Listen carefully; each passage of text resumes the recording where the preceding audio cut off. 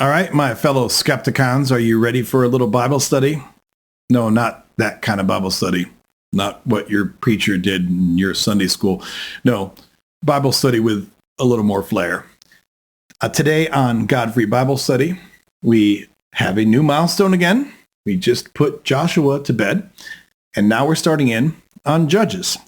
So let's dive in. Now, starting at Judges 1, of course, I don't usually put too much commentary into the headers. First of all, because the headers actually aren't in the original Hebrew, but every modern Bible that I've seen, even something that's pretty damn accurate like the NRSV, still has those headers in it, which I suppose makes sense because chapters and verses are not part of the original Hebrew either. Those are later conventions that we added far later after the books had been in circulation for millennia. So I suppose it's fine that we have these headers, but every once in a while, one of these catches my attention. So Judges 1 starts with the header that says, Israel's failure to complete the conquest of Canaan. What? Israel's failure to complete the conquest of Canaan? Again, this isn't part of the original Hebrew. This is one of these headers, right? But if you pick up almost any Bible, you're going to see these headers in there. So in a way, it's canon, even if it wasn't part of the original Hebrew text. And the fact that it says Israel's failure to complete the conquest of Canaan. Well, if I am supposed to complete a conquest at the behest of the omnipotent creator of the universe, and he has promised over and over again that he's going to drive my enemies out before me, then whose failure is it? Is it Israel's failure? I'll let you be the judge of that one. But getting into the text. After the death of Joshua, the Israelites inquired of the Lord, who shall go up first for us against the Canaanites to fight against them? I had to stop again. So where is this coming from? This idea that after Joshua died, the Israelites, which probably doesn't mean every single citizen of Israel, but the Israelites en masse inquired of the Lord? Like, where did this ability come from?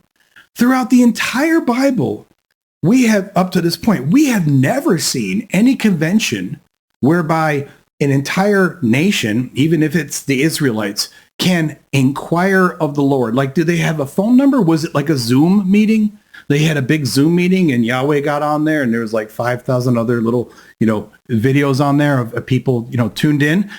How does a nation inquire of the Lord? I want to know. Do they send an email? Do they send a letter? Do they write something in the dirt? Like big messages to be seen from up above? Like, how does that happen? And maybe you think I'm being unfair or too semantic here, but keep in mind that throughout the Bible up to this point, there has been a very common repeated convention. The convention has been this. At any given point in time, Yahweh seems to pick his chosen people to talk to. And usually the chosen people is the chosen person. Usually he's only talking to one person. And that person then has to go out and tell everyone what God said. Now, that always makes me laugh because I'm like, yeah, you talked to God last night. Sure, Abraham. But that is the way that the Bible describes it in almost every single instance. I mean, Noah talked to God. The rest of his family didn't hear this. Noah had to give the instructions to his family to build the ark and all this stuff. Abraham talked to God. Sarah didn't talk to God. I mean, none of the others seemed to talk to God. Isaac, Jacob, Moses. Moses was the one who kept talking to God. The other, senior Israelites, they were afraid. They didn't even want to see God. But now we're supposed to believe, now that Joshua's dead, the entire people as a whole can say, hey, who shall go up for us against the Canaanites to fight against them? I mean, if that's the case, which honestly makes more sense than having to have a stupid mouthpiece. But if you're the all-powerful God, you should be able to talk to everyone, even at the same time. But if that's the case, why do we have to have anyone else in place? as the prophet or as the one who's actually communicating with God. But I guess at some point, once they got into the Holy Land, they found God's cell phone. Someone said, holy shit, this is the direct line to Yahweh. Let's use it. Let's call Yahweh. So that's what they did going forward, I guess. So all the people, the Israelites, inquired of the Lord, who shall go up first for us against the Canaanites to fight against them? Because I guess they couldn't figure out amongst themselves who should lead them. They had to have God tell them. They're like children. Oh my gosh. They're like little children lost in the desert still. Like, oh, okay. Anyway, the Lord said, Judah shall go up. I hereby give the land into his hand. Judah said to his brother Simeon, come up with me into the territory allotted to me, that we may fight against the Canaanites. Then I, too, will go with you into the territory allotted to you. So Simeon went with him. Then Judah went up, and the Lord gave the Canaanites and the Perizzites into their hand, and they defeated 10,000 of them at Bezek. They came upon Adoni-Bezek at Bezek, and fought against him, and defeated the Canaanites and the Perizzites. Adoni-Bezek fled, but they pursued him and caught him, and cut off his thumbs and big toes. What? Adoni-Bezek said, 70 kings with their thumbs and big toes cut off used to pick up scraps under my table, as I have done, so God has paid me back. They brought him to Jerusalem, and he died there. So I guess it's implied from this passage that this ruler, Adoni-Bezek, made a ritual or, a habit of conquering other kings. And as a way of humiliating them, he cut off their thumbs and their big toes. So I guess the idea was, like Talionic justice, like we will do the same thing to you. I don't care. I mean, it's disgusting, but whatever, old-timey stuff. But it's just weird because in all of these other conquests, they've just put the leaders to the sword. And it seemed, according to the instructions that they were given, that that's what they were supposed to do. So even though it sounds like maybe some kind of poetic justice that they cut off Adoni-Bezek's thumbs and big toes, it also low-key feels like maybe they weren't properly following the rules by doing this. But whatever. There's no more text that says Yahweh was pissed off about it. But if you really want to be lawyerly about this, they're not really following their own rules when they do this. But maybe Yahweh had a good laugh about it. Yahweh's like, yeah, take that, Adoni-Bezek. Maybe he was sitting up there just thinking that serves you right, jerk. Then the people of Judah fought against Jerusalem and took it. So this drives me nuts because once again, we're getting into this weird time maze that happens over and over again when we go from one book to the next. Nobody seems to have ever cared about trying to put these in chronological order or trying to sort out the way things happen. And I bring this up because in Joshua, they conquered Jerusalem. But now we're hearing that the people of Judah fought against Jerusalem and took it, even though supposedly it was already taken. But I guess we went back in time, maybe? And then Christians will try to tell you that how perfectly historical the Bible is. It can't even keep things in order. How can it be historical if you can't even manage your own timeline? Think about that. If I tell you a story that I ate lunch and then I ate breakfast and then I ate dinner, how accurate do you think my story is for my history? Anyway, they put it to the sword and set the city on fire. Of course you did, because burn everything down, even though you're going to want to live in Jerusalem and you're just going to have to rebuild all that shit, aren't you? But yeah, burn it all down. What the hell? I guess it's like an employment policy. If they burn everything down, then everyone will be employed when they move in and trying to build new stuff, right? So maybe that's the way they keep everyone gainfully employed after they move into the conquered territory. Afterward, the people of Judah went down to fight against the Canaanites who lived in the hill country, in the Negeb, and in the lowland. Judah went against the Canaanites who lived in Hebron. The name of Hebron was formerly Kiriath Arba, and they defeated Sheshai and Ahiman and Talmai. From there, they went against the inhabitants of Debir. The name of Debir was formerly Kiriath Sepher. Then Caleb said, whoever attacks Kiriath Sepher and takes it, I will give him my daughter Aksa as wife. Okay, if you have been following along with Godfrey Bible Study, and if you, I think it was the last episode of Joshua, you've heard this story already. Aksa is this old man who apparently kicks ass, but also he wants other people to fight with him to get this land. He says, I'll give you my daughter. Like, we know this story because it was literally like a handful of paragraphs prior in the previous book that you told us the exact same thing. Why does God not have an editor? He's the omnipotent creator of the universe, but he can't hire a fucking editor. Oh my gosh.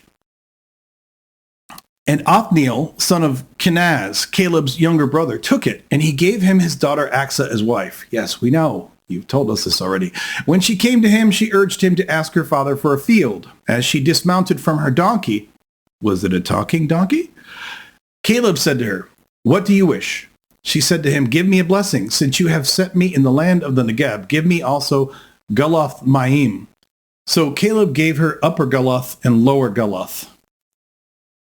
Upper Galoth and Lower Galoth. That sounds like a kid's, like a preschool cartoon show or something. The descendants of Hobab the Kenite, Moses' father-in-law, went up with the people of Judah from the city of palms into the wilderness of Judah, which lies in the Negeb near Arad.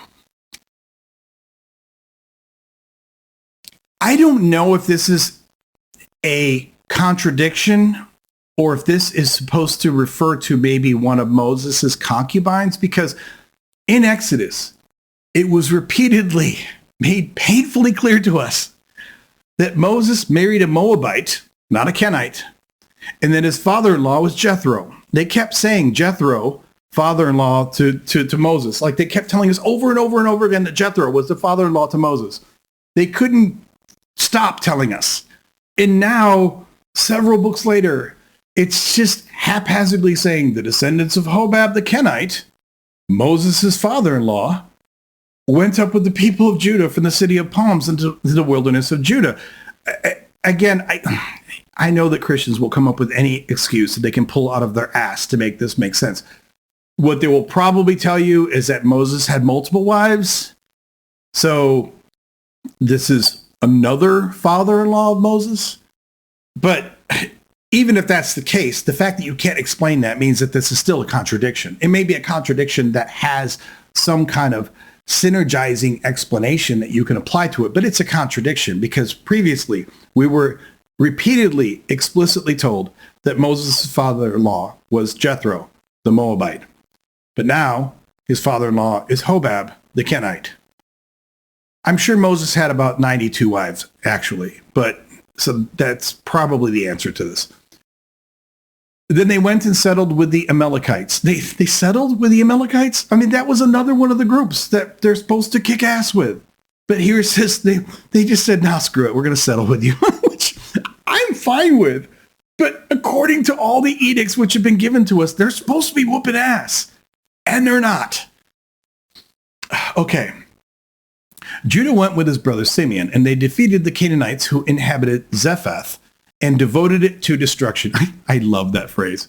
You don't often hear me say things that I love about the Bible, but that phrase, devoted it to destruction. We didn't just destroy shit. We devoted it to destruction. Yeah, that's kind of badass. So the city was called Hormah. I guess Hormah means like got its ass whooped. Judah took Gaza with its territory, Ashkelon with its territory, and Ekron with its territory. The Lord was with Judah, and he took possession of the hill country, but could not drive out the inhabitants of the plain because they had chariots of iron. Let me read this sentence to you again. It literally says inside one sentence, it starts off with saying that the Lord was with Judah. Okay, that should be a good thing if you are a warrior, right? I mean, why not have the warrior storm god on your side? This is a good thing, right? The Lord was with Judah, and he took possession of the hill country. Okay, cool. But could not drive out the inhabitants of the plain because they had chariots of iron. because apparently the Lord is powerless against iron chariots. Okay. Yeah. What does omnipotence mean again? Tell me about your omnipotent God. I think the modern Christian excuse for this would be, well, yeah, but Jesus is omnipotent. Like Jesus would have kicked that ass.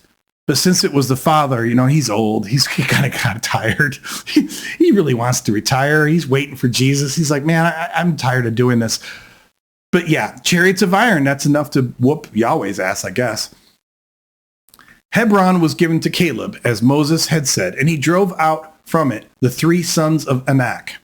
But the Benjaminites did not drive out the Jebusites who lived in Jerusalem. So the Jebusites have lived in Jerusalem among the Benjaminites to this day, which, to be fair, this is, again, kind of repeating what we already got told in Joshua. We were told that they couldn't whoop the ass of the Jebusites in Jerusalem. It specifically said in Jerusalem, there were Jebusites that they couldn't drive out. And here we're getting the same story again, because Yahweh is a weak little bitch. Yeah. Iron chariots? No, he can't deal with that. Jebusites? No, he can't get them out of Jerusalem. No. That's your omnipotent God. The house of Joseph also went up against Bethel, and the Lord was with them. What good is that? I guess it's good. If your opponent doesn't have iron chariots, then that's good. But, you better hope they don't have iron chariots, because if they do, then it's not going to matter that the Lord's with you. The house of Joseph sent out spies to Bethel. The name of the city was formerly Luz. When the spies saw a man coming out of the city, they said to him, "Show us the way into the city, and we will deal kindly with you." So he showed them the way into the city, and they put the city to the sword. But they let the man and all his family go. So the man went to the land of the Hittites and built a city and named it Luz. That is its name to this day.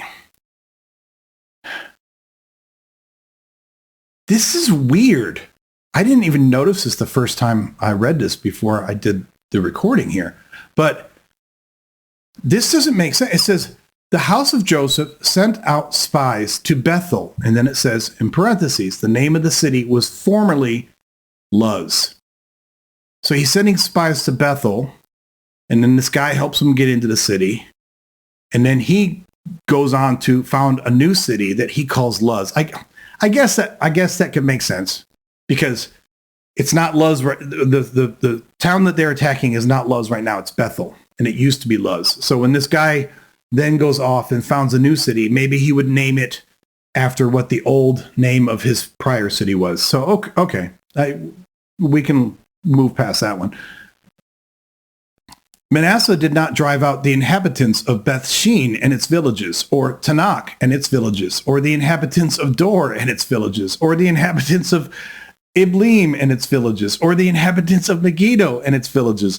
But the Canaanites continued to live in that land. I guess Manasseh, that half tribe, they're kind of a bunch of wusses. When Israel grew strong, they put the Canaanites to forced labor, but did not, in fact, drive them out. I know I'm beating this dead horse, but I'm going to keep beating it. I mean, why not? Because this idea that when Israel grew strong, they put the Canaanites to forced labor. Well, when Israel first engaged with the Canaanites, they had Yahweh. How can you get stronger than having the omnipotent, universe-creating God on your side? But apparently that wasn't strong enough. They had to grow stronger before they could finally enslave the Canaanites, which is ew, but okay, whatever. It's conquest. Yeah, Yahweh alone's not enough. You need to grow strong on your own. It's like saying, I'm going to go in a boxing match, 6 months from now. And it's like, well, I have God on my side, but maybe you should work out too. Maybe you should take some boxing lessons. Maybe you should get a sparring partner. Maybe you should get better and bigger and stronger. And then you can still say that God helped you. Sure, God was on my side or whatever. But if I win the match, it's probably because I trained a lot and worked out a lot and became a better boxer, right? But no, it's God. Yahweh did it. Sure. And Ephraim did not drive out the Canaanites who lived in Gezer, but the Canaanites lived among them in Gezer. Of course they didn't, because none of these people are getting driven out. This is just a big lie. It's a big Yahweh lie. Hussah. Zebulun did not drive out the inhabitants of Kitron or the inhabitants of Nahalal, but the Canaanites lived among them and became subject to forced labor. Of course, because you can't kick anyone's ass, I guess. And Nahalal, that sounds like cough syrup. Asher did not drive out the inhabitants of Akko or the inhabitants of Sidon or of Mahalab or of Achzib or of Helba or of Aphik or of Rehob. But the Asherites lived among the Canaanites, the inhabitants of the land, for they did not drive them out. Naphtali did not drive out the inhabitants of Beth Shemesh or the inhabitants of Beth Anath, but lived among the Canaanites, the inhabitants of the land. Nevertheless, the inhabitants of Beth Shemesh and of Beth Anath became subject to forced labor for them. The Amorites pressed the Danites back into the hill country. Remember, the Danites are one of the tribes of Israel. So the Amorites basically said, screw you, we're driving you back. The Amorites pressed the Danites back into the hill country. They did not allow them to come down to the plain. The Amorites continued to live in Har Herez, in Aijalon, and in Shalbim, but the hand of the house of Joseph rested heavily on them, and they became subject to forced labor. The border of the Amorites ran from the ascent of Akrabim, from Selah and upward. This whole chapter is just like a huge chronicle of failure. And on one hand, if they really did take all these L's, I guess you could say it's nice that you were honest and put them in your holy text. But considering all the other bullshit that's here that we know didn't happen, it's funny that they put all of these embarrassing failures in here. Because if I'm really trying to make my God look good, or at least show that my God delivers on his promises, I would just take this chapter out. I wouldn't put this in my holy text, to be honest. And I know Christians say, well, that's because it's real history. That's why they wrote it down, because it's really the way it happened. But either way you slice it, it's not good. Because if this is real history, which most of it's not, but even if this is real history, okay, it makes your petty ass, weak God look ridiculous. It just really makes him look stupid. And if it didn't happen exactly this way, then why would you put it in the text? Like, there's no way that Jews and Christians come out of this looking good. I mean, it should be embarrassing. Most Christians don't care. They'll tell you that this is all about wonderful victories of conquering the Holy Land. They're not really reading the text. They don't care. But it should be embarrassing. I'm not saying that this should make you revoke your Christianity, but it should make you say, like, wow, this whole text is just a bunch of failures and self-owns by Yahweh. But that's the end of Judges 1. How would you like to be one of my advisors? I'm using Skepticus's memberships as a way to allow you to have a voice in the content and the direction of this channel. I hope to see you in the membership pool, and I want to hear your voice in what Skepticus is doing going forward. All right, moving into Judges 2. Yay! The header here is Israel's disobedience. Now the angel of the Lord went up from Gilgal to Bochim and said, I brought you up from Egypt and brought you into the land that I had promised to your ancestors. I said, I will never break my covenant with you. That's a total fucking lie. You've broken it repeatedly. You just keep breaking it. But okay, just keep retconning. Just keep saying that you did the thing, even when you didn't do it. This is so Trumpian. And I know I don't normally get into politics in this, but this is so Trumpian because it doesn't matter what actually happened. Just get on the microphone or, in the press conference or whatever, and just say that it happened the way you wanted it to happen. Okay. I will never break my covenant with you, even though you just kept breaking it over and over and over again. But okay, fine. For your part, do not make a covenant with the inhabitants of this land. Tear down their altars. But you have not obeyed my command. See what you have done. How is this what they've done? They couldn't conquer it because God let them down. And now what does God do? He points the finger back at them. This is so perfect because this is religion. Every time something fails, you know whose fault it is? It's not his fault. It's your fault. It's always your fault. Every single time. So now I say, I will not drive them out before you. Well, you didn't drive them out yet. So why would I think you would drive them out now? But they shall become adversaries to you, and their gods shall be a snare to you. When the angel of the Lord spoke these words to all the Israelites, the people lifted up their voices and wept. So they named that place Bochim, and there they sacrificed to the Lord. They should have lifted up their voices and said, just be gone and stay gone, you two-timing piece of shit. That would have been most accurate, really, or most justified, I should say, in terms of what they could say. And then we get the death of Joshua. Once again, we were given the death of Joshua at the end of Joshua. Do you really? I think maybe the authors of the Hebrew Bible I think many of them had dementia or Alzheimer's because, like they're writing stuff down.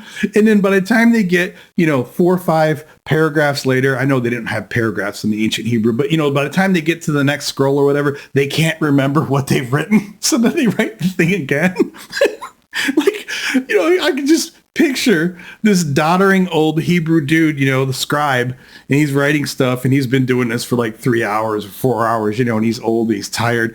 He doesn't have any clue what he's written. He's just like telling the same story over and over and over again. Like, he goes home and his wife, how was your day? And like, yeah, I got a lot of writing done today, when all he did was really write the same thing over and over again. It's like all work and no play makes Johnny a dull boy.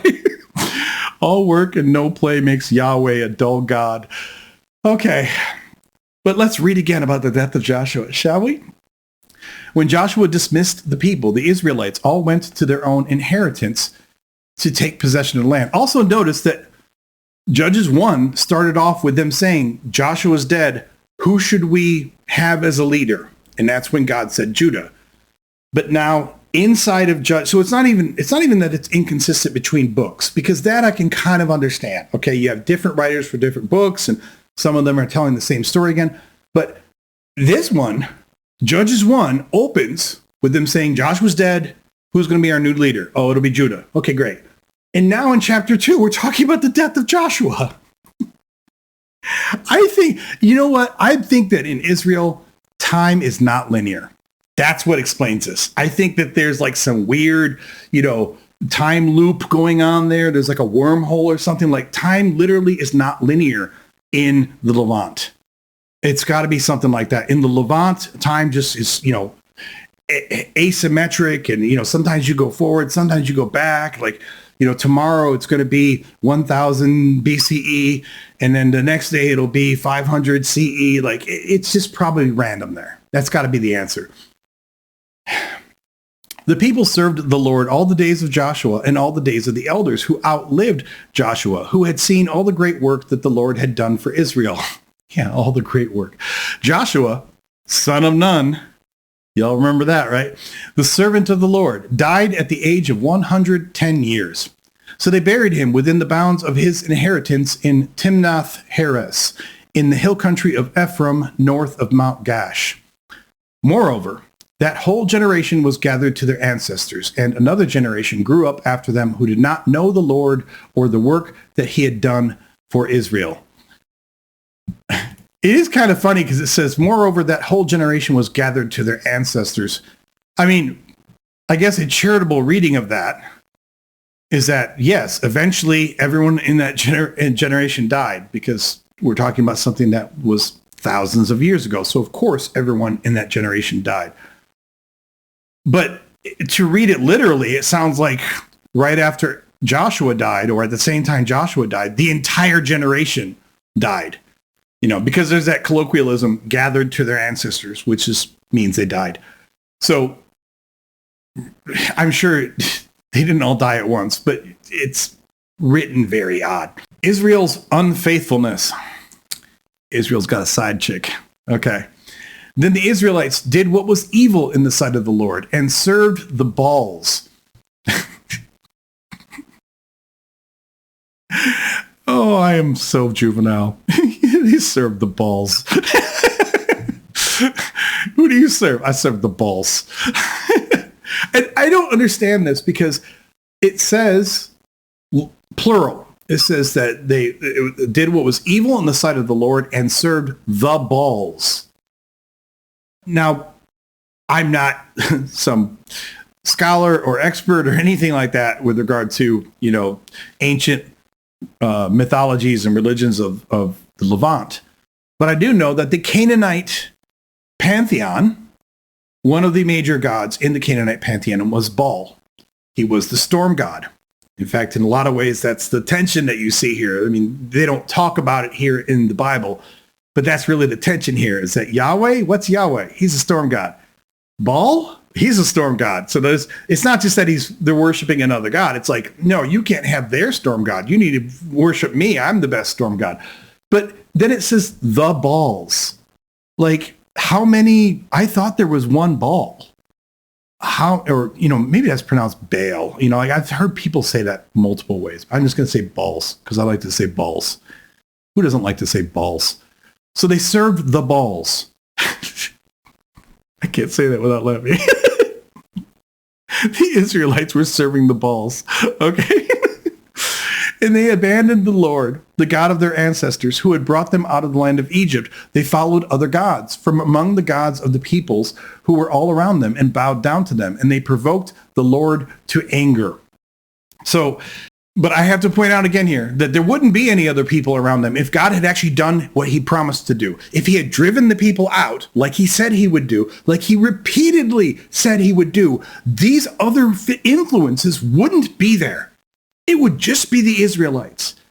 But because God failed with a capital F, because he did a big facepalm fail, now they have all these other influences. Now, you could say that still doesn't excuse them worshiping the wrong God, but still, it doesn't make any sense. Like if God would have just lived up to his own damn promise, we wouldn't be in this situation.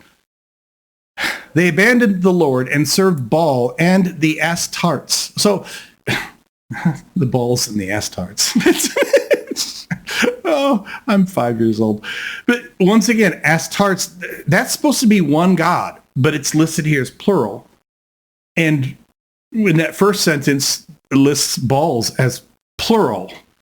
But then in this most recent sentence, it just says served Baal, which is what I would expect, because Baal is a proper name, which is supposed to be the name of one god. So I don't get what they're doing here with these plurals as they refer to these what should be singular gods, but whatever.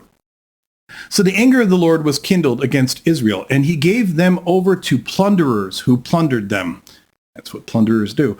And he sold them into the power of their enemies all around, so that they could no longer withstand their enemies. They couldn't withstand them before if they had iron chariots.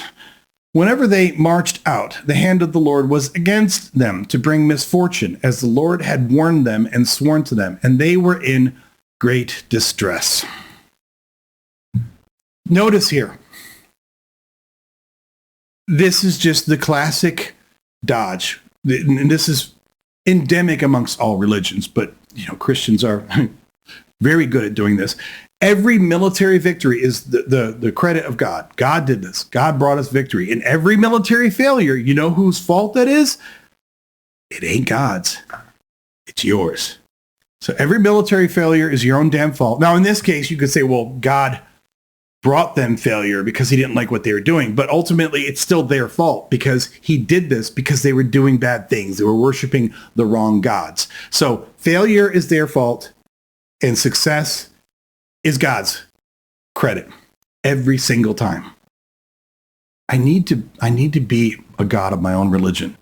I get all the credit and none of the blame. Then the Lord raised up judges who delivered them out of the power of those who plundered them. Yet they did not listen even to their judges, for they lusted after other gods and bowed down to them. They soon turned aside from the way in which their ancestors had walked, who had obeyed the commandments of the Lord. They did not follow their example. Whenever the Lord raised up judges for them, the Lord was with the judge, and he delivered them from the hand of their enemies all the days of the judge. For the Lord would be moved to pity by their groaning because of those who persecuted and oppressed them. But whenever the judge died, they would relapse and behave worse than their ancestors, following other gods, serving them and bowing down to them. They would not drop any of their practices or their stubborn ways. So the anger of the Lord was kindled against Israel. And he said, because this nation has transgressed my covenant that I commanded their ancestors, and have not obeyed my voice, I will no longer drive out before them any of the nations that Joshua left when he died. In order to test Israel, whether or not they would take care to walk in the way of the Lord as their ancestor did, the Lord had left those nations, not driving them out at once, and had not handed them over to Joshua. Notice again, they're playing with time to create a retcon. Because like this last sentence, this is the Lord had left those nations, not driving them out at once, and had not handed them over to Joshua. So in other words, they're trying to explain why when Joshua died, there were still these other people around. But the actual explanation of their giving when the people kept following the wrong gods happens after Joshua was dead. It's like you can't even do a good retcon. You can't even make up a good story. It's like the old thing about, lying is difficult because you always have to keep the details straight in your head. And I feel like the authors here, they can't keep these details straight. So on one hand, I think that someone said, we need to put in a line about why Joshua failed to remove all these people. It's because they're following the wrong gods. But the text that says that they're following the wrong gods happens after the death of Joshua. So that doesn't make any sense. The only positive thing, because this is the end of Judges 2, the only positive thing I can say about this is that all through the Pentateuch, they kept saying how rebellious the Israelites were in the wilderness, but they never gave you any solid examples of how they were supposedly so rebellious. It didn't say that they were worshiping other gods, and it didn't say that they were doing bad things. It was always just asserted that you guys are rebelling, and this is why I'm going to send poisonous snakes on you, and this is why I'm going to open up the earth and have you swallowed, and all this other crap. At least here, it is saying, they started following all the wrong gods again, and they kept doing this. I mean, I think that's a crappy excuse for why everyone dies, but, at least it's consistent with the narrative, although it's not consistent because they're trying to retcon this and say this is why Joshua wasn't able to drive everyone out, but the actions that they're describing didn't happen until Joshua's dead.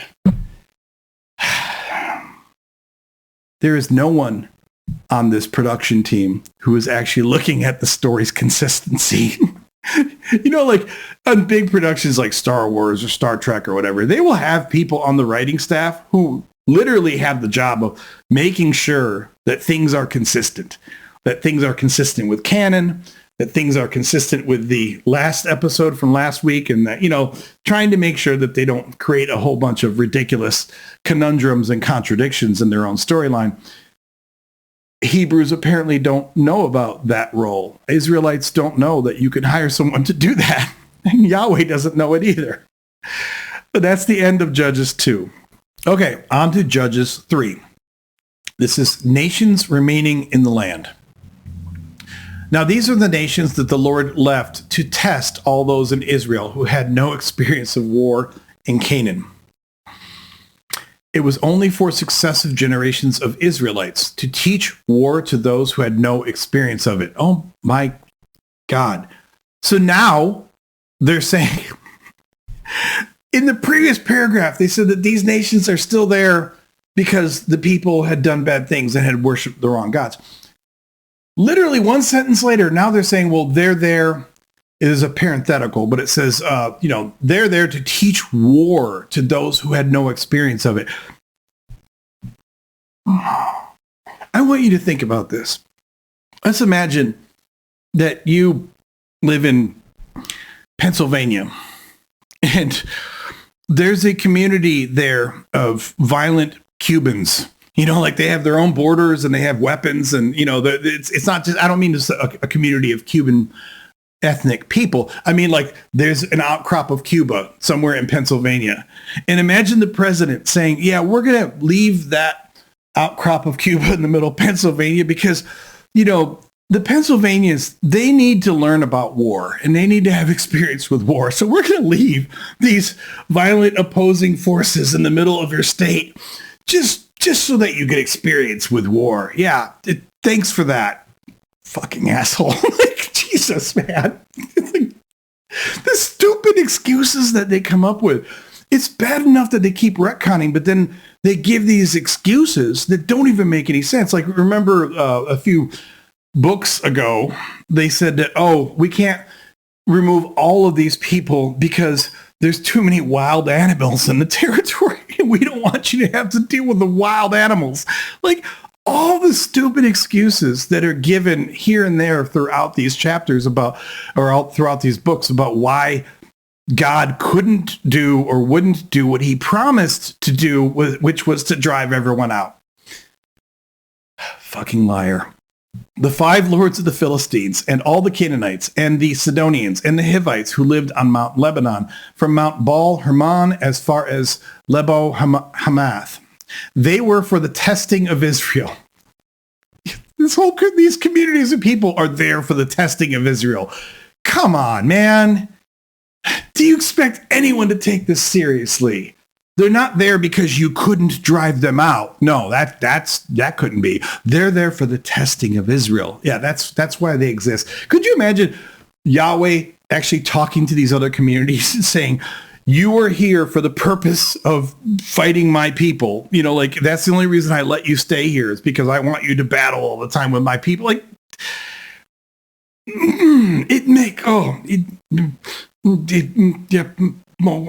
okay. Let's move on. To know whether Israel would obey the commandments of the Lord that he commanded their ancestors by Moses.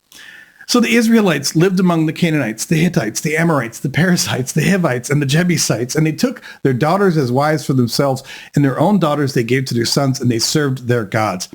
In other words, at the end of the day, they didn't manage to truly conquer any of the people that they were promised by God that they would conquer. Now, I know that they conquered a bunch of cities, and I'm sure that in the process, they killed a bunch of Canaanites and a bunch of Amorites and all that. But at the end of the day, they failed on every single point. Every people, every nation, like, they failed across the board. And when I say they failed, I mean the first person in that they group, or the first deity to look at in that group is Yahweh, because he is at the front of that line of failure. Othniel. The Israelites did what was evil in the sight of the Lord. Of course they did. You naughty Israelites, you. Forgetting the Lord their God and serving the Baals. The Baals. They served the Baals. And the Asherahs. So again, there aren't Asherahs. There's one Asherah. Asherah is the consort of El. Okay? Where are we getting the Asherahs? Therefore, the anger of the Lord was kindled against Israel, and he sold them into the hand of King Cushan Rishathaim of Aram Naharaim. Those names are just cruel. And the Israelites served Cushan Rishathaim 8 years. But when the Israelites cried out to the Lord raised up a deliverer for the Israelites who delivered them, Othniel, son of Kenaz, Caleb's younger brother. The Spirit of the Lord came upon him, and he judged Israel. He went out to war, and the Lord gave King Cushan Rishathaim of Aram into his hand, and his hand prevailed over Cushan Rishathaim. So the land had rest for 40 years. Then Othniel, son of Kenaz, died.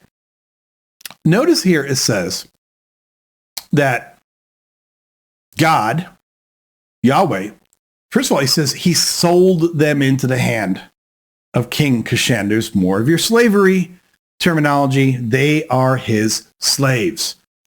So he sold them. I mean, I don't mean that King Cushan actually said, here, God, here's my shekels or whatever. But I mean, this is pure slavery terminology right here.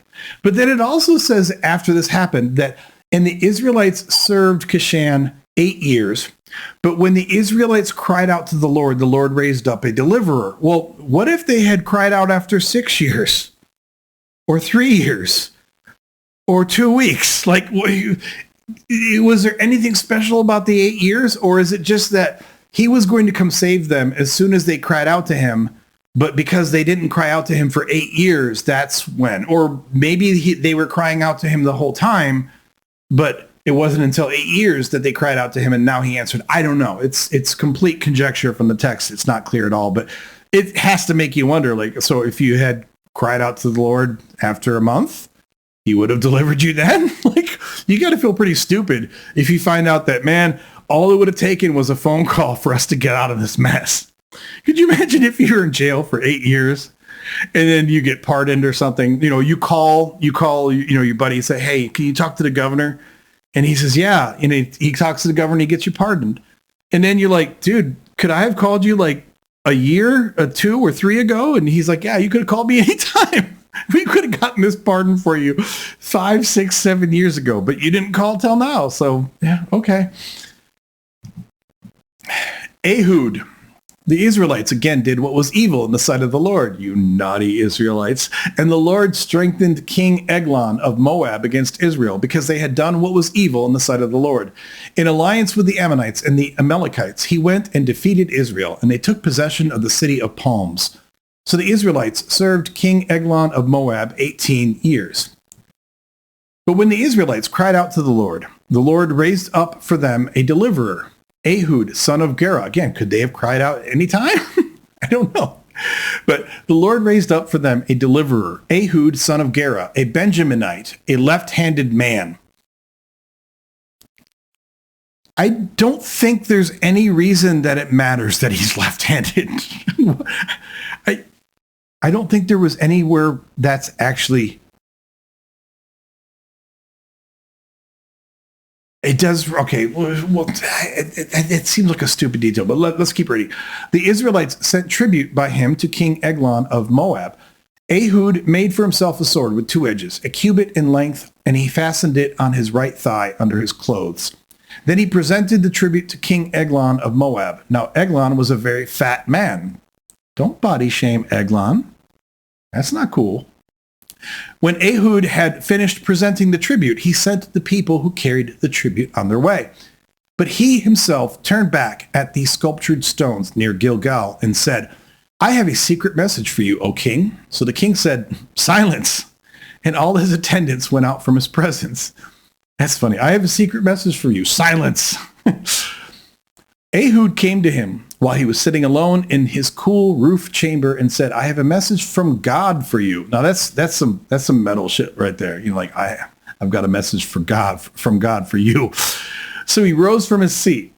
Then Ehud reached with his left hand. So I guess, what does it matter if he was right-handed? I don't know. But I guess they're tying that together, saying he was left-handed. And now they're telling you that Ehud reached with his left hand, took the sword from his right thigh, so like this, and thrust it into Eglon's belly.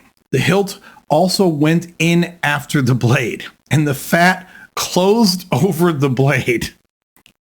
For he did not draw the sword out of his belly, and the dirt came out.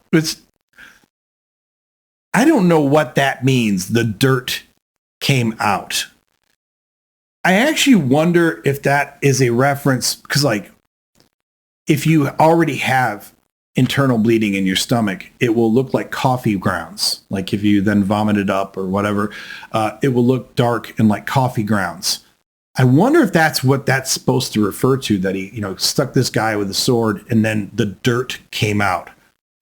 Or maybe it means that Eglon was full of dirt. Maybe he's a supernatural being made of dirt and dust or so. I don't know, but I'm not sure what that's supposed to mean. Then Ehud went out into the vestibule and closed the doors of the roof chamber on him and locked them.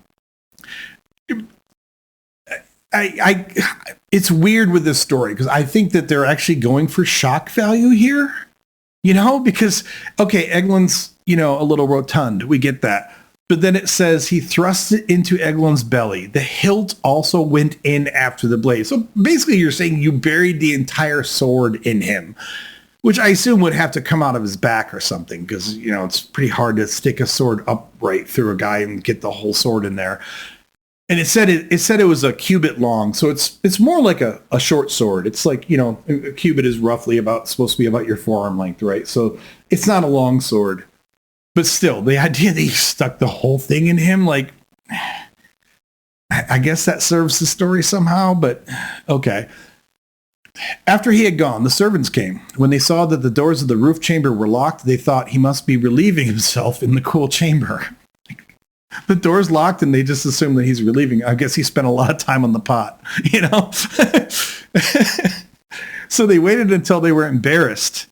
Why would they be embarrassed? This story is so stupid. When he still did not open the doors of the roof chamber, they took the key and opened them. There was their Lord lying dead on the floor with all the dirt coming out of him, I guess.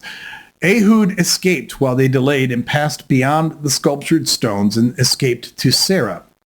When he arrived, he sounded the trumpet in the hill country of Ephraim, and the Israelites went down with him from the hill country, having him at their head. He said to them, "Follow after me, for the Lord has given your enemies, the Moabites, into your hand." So they went down after him and seized the fords of the Jordan against the Moabites and allowed no one to cross over.